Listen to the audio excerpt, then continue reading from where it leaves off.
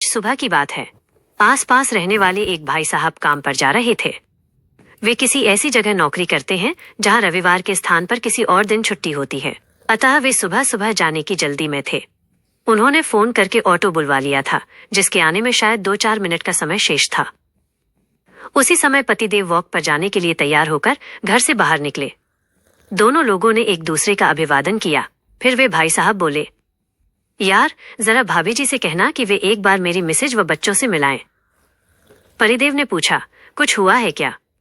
वे बोले, बड़ी बेटी का एडमिशन उसके मनपसंद कोर्स में नहीं हो पाया, जिसका जिम्मेदार वे लोग मुझे ठहरा रहे हैं।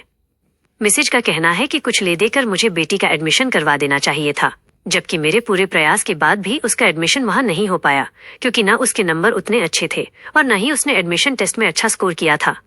पतिदेव हैरान होते हुए बोले, फिर तुम्हारी क्या गलती जो वे लोग तुमसे नाराज हैं? उन्होंने बताया, अब तक मैंने उन्हें उनकी मर्जी का सब कुछ उपलब्ध करवाया था, इसलिए उन्हें लग रहा है कि मैं एडमिशन भी करवा सकता था, लेकिन मैंने जानबूझकर नहीं करवाया। जबकि मिसेज व बच्चों की फरमाइशें पूरी करते करते मुझे अपनी गाड़ी बेचनी पड़ गई। अपने काम पर ऑटो में जाता हूँ।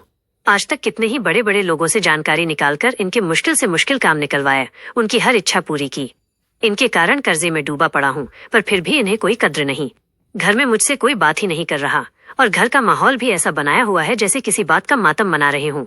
अपने साथ उठने बैठने वाले एक इंसान की ऐसी दशा देखकर पतिदेव उदास होते हुए बोले, यार तेरी तो हम मिसाल देते हैं कि अपने परिवार के लिए तेरे जितना बहुत ही कम लोग कर पाते हैं, लेकिन तेरे घर वाले तेरी अच्छाई की कद्र ही नहीं कर पा रहे।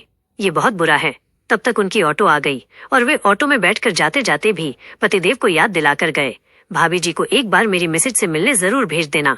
ऑटो चले जाने के पश्चात पतिदेव वापस मुड़कर घर के अंदर आए और मुझे उनके घर जाने को बोले। घंटे भर में नहा धोकर व घर वालों को नाश्ता करवाकर मैं उन भाई साहब के घर गई। उनके घर में एकदम शांति छाई हुई थी। सबके चेहरों पर घोर उदासी पसरी हुई थी। भाई साहब ने सच ही कहा था, मातम जैसा माहौल था। उनकी पत्नी मुझे देखकर आश्चर्यचकित थी कि मेरे जैसा घर से बाहर बहुत कम निकलने वाला प्राणी आज सुबह सुबह उनके घर पर विराजमान था। खैर, हम लोगों की बातचीत शुरू हुई और बातें जल्दी ही घूमकर उनकी बेटी के एडमिशन पर पहुंच गई। उनका कहना था कि उनके पतिदेव ने जानबूझकर बेटी का एडमिशन नहीं करवाया। उन्होंने ढंग से प्रयास नहीं किया, वरना एडमिशन हो जाता। फिर उनकी बिटिया ने बताया कि आज सुबह घर में इतना झगड़ा हुआ कि उसके पिता बिना कुछ खाए ही काम पर चले गए। अब वे सब लोग चिंतित थे कि बीपी के पेशेंट भाई साहब अगर ज्यादा देर भूखे रहे तो उनको कुछ भी हो सकता है। मेरे हाथ में उन्हें समझाने की ज्यादा पावर तो थी नहीं, फिर भी मैंने पूरा प्रयास किया उन्हें स्थिति से अवगत करवाने का। मैंने अपनी ओर से उन्हें 2 बातें समझाई। पहली, बिटिया का उस जगह एडमिशन हो ही नहीं सकता था। दूसरी, भाई साहब अपनी पत्नी व बच्चों की खुशी के लिए वो सब कुछ करते हैं जो उनके हाथ में होता है। मेरी इस बात से वे सहमत नजर आए कि भाई साहब ने उन सब के लिए अपनी लिमिट से बढ़कर किया है। इस चक्कर में उन्होंने अपनी सेहत भी खराब कर ली, परंतु वे इस बात से असहमत थे कि उनकी बिटिया का एडमिशन उस स्थान पर हो ही नहीं सकता था। उनके अनुसार थोड़े बहुत कम नंबर लाने या एडमिशन टेस्ट खराब करने से कोई फर्क नहीं पड़ता। भाई साहब आज तक भी तो ऐसी स्थिति संभालते आए थे, इसलिए उन्हें कुछ भी करके आज भी ये स्थिति संभालनी थी। अपनी ओर से उन्हें समझाकर व घंटा भर वहां बिताकर मैं वापस अपने घर चली आई। जानते हैं भाई साहब की सबसे बड़ी गलती क्या थी? उनकी सबसे बड़ी गलती थी आज तक अपने परिवार की सारी समस्याएं अपने सर पर उठा लेना और परिवार वालों को कठिनाइयों की हवा तक ना लगने देना। भाई साहब ने आज तक जो किया वो गलती तो है, परंतु क्या वो इतनी बड़ी गलती है कि आंख मूंदकर सारा दोष उनके सर मढ़ दिया जाए? क्या हम सब यही नहीं करते?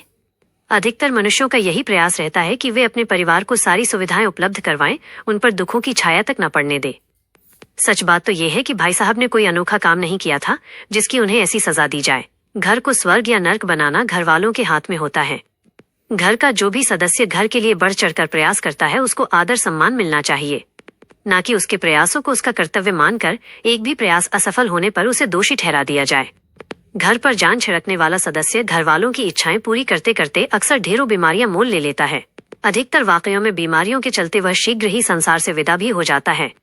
सोचिए, जब वो इंसान ही नहीं रहेगा तब किसे दोष देंगे घर वाले?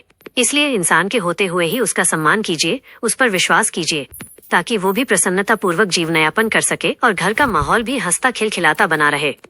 लेखनी को विश्राम देने से पूर्व एक बात और कहना चाहूंगी। भाई साहब की भांति घर के लिए करने वाला इंसान पुरुष के स्थान पर स्त्री भी हो सकता है। ऐसी स्त्रियों को भी अक्सर सुनने को मिलता है कि तुम्हें क्या पता, तुम करती ही क्या हो। ऐसे शब्द व ऐसी भावनाएं तीर से भी अधिक गहरी चुभती हैं। अतः प्रयास कीजिए कि घर के सभी सदस्य परिवार के लिए कुछ न कुछ योगदान दे और सबसे अधिक करने वाले सदस्य को उसके हिस्से का मान सम्मान मिले, ताकि वो अवसाद में न आए और न ही बीमारियां मोल ले। तभी घर में सकारात्मक ऊर्जा बहेगी और घर फले फूलेगा। याद रखिए, एडमिशन आज नहीं तो कल हो जाएगा, परंतु एक बार संसार से विदा हुआ इंसान फिर कभी वापस लौटकर नहीं आएगा।